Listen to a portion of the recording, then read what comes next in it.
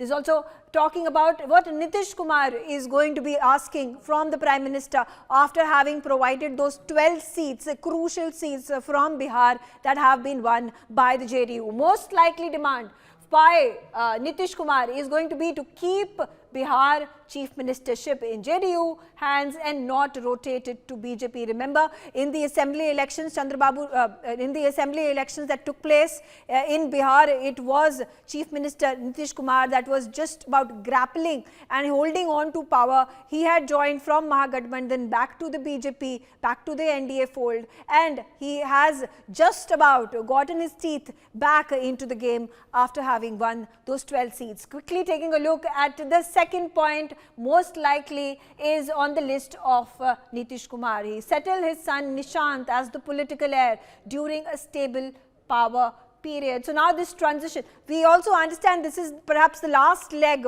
of Nitish Kumar's political career. Now he has to bring to a session his son Nishant, and that transition of power can happen only when there is a stable government in Bihar, and that is the demand that has been made, that would be made most likely by Nitish Kumar through the BJP. Third important point, which is likely, which is the special economic infrastructure package for Bihar. So all these promises that Nitish Kumar has made to the people of Bihar, they will require large amounts of funds, and those funds are then going to be coming from the central government into Bihar.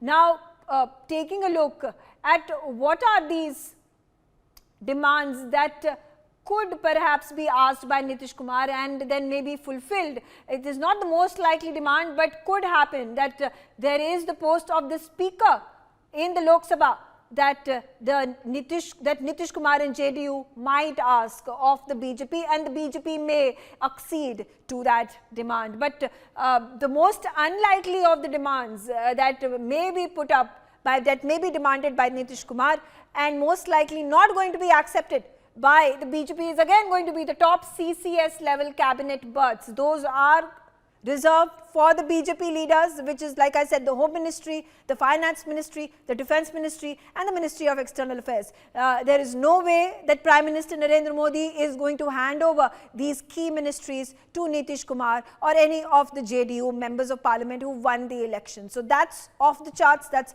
off limits, and that is also understandable by Nitish Kumar and the JDU.